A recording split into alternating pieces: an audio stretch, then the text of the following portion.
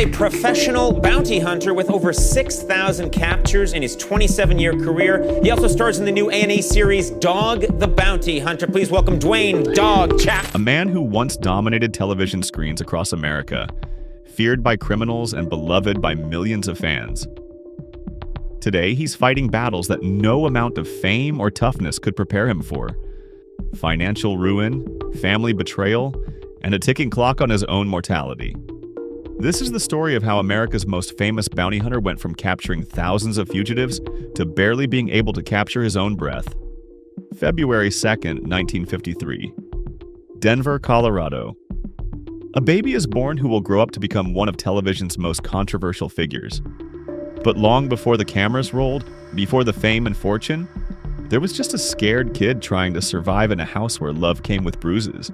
His father, a Korean War veteran turned bail bondsman, believed discipline meant pain. His mother taught Sunday school, preaching forgiveness, while her son learned that home wasn't always a safe place. It's a twisted foundation that would shape everything that came after. By 15, escape became survival. The teenager found his family among outlaws, a motorcycle gang that offered the brotherhood his biological family never could. Here, respect wasn't given. It was earned through blood and courage. And this young man, he had plenty of both. But even among criminals, he stood out. At 16, he did something most grown men wouldn't dare. He challenged the gang's hierarchy. Reckless? Absolutely. Effective? Without question. Fear and desperation had forged him into someone who would take risks others couldn't imagine. September 15th, 1976. A date that would haunt one man for the rest of his life. Despite his wife's desperate pleas to stay home, she sensed something terrible was coming. He walked out that door anyway. What happened next would define decades of his existence. A robbery gone wrong, a man dead, and suddenly a young father found himself facing murder charges for a crime he didn't physically commit. Texas law didn't care about technicalities. If you were part of the plan, you shared the consequences. 5 years sentenced, 18 months served, but those months behind bars, they rewired his entire existence. In the darkest moment of his life, something unexpected happened. A prison chaplain looked at his name and saw something profound. Spelled backwards, it revealed divine potential. That revelation, combined with one split-second decision to stop an escaping inmate, sparked a realization. A guard's offhand comment about being a bounty hunter wasn't just words, it was prophecy. Walking out of prison in February 1979, he didn't waste time. His first stop? The post office, asking to see the most wanted list. "I'm a bounty hunter," he announced, and he meant every word. What made him different wasn't just determination, it was understanding. He knew how criminals thought because he'd been one. He could predict their moves, anticipate their hiding spots, read their fears like an open book.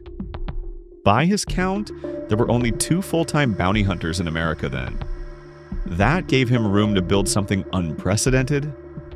This wasn't just about catching bad guys, it was about redemption, second chances, and proving that your past doesn't have to define your future. The 1980s brought expansion. A bail bonds office in Honolulu became the headquarters of an empire. But this wasn't your typical business. It was a family operation where tourists came just to witness the legend in action. His secret weapon? Not guns. As a felon, he couldn't carry them. Instead, he mastered non-lethal tactics, using stun guns on over 1,500 suspects. But his real superpower was something cameras would later capture perfectly. The ability to break down hardened criminals with words, tears, and unexpected compassion. Just months after losing his wife, his own body began failing. Pulmonary embolism, blood clots in his lungs from decades of chain smoking.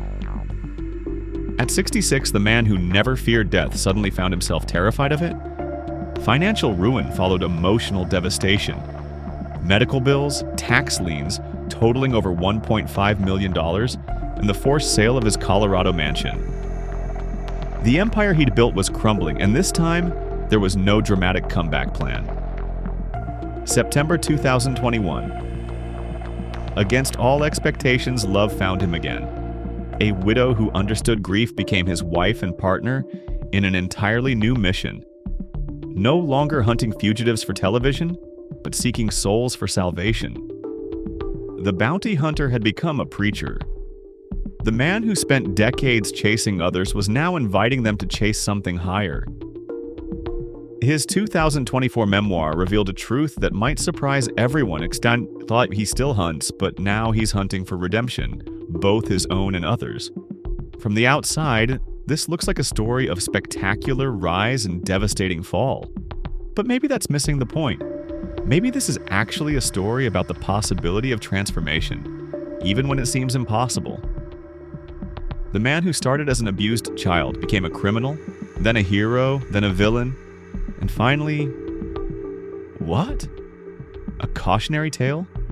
A redemption story? Perhaps both.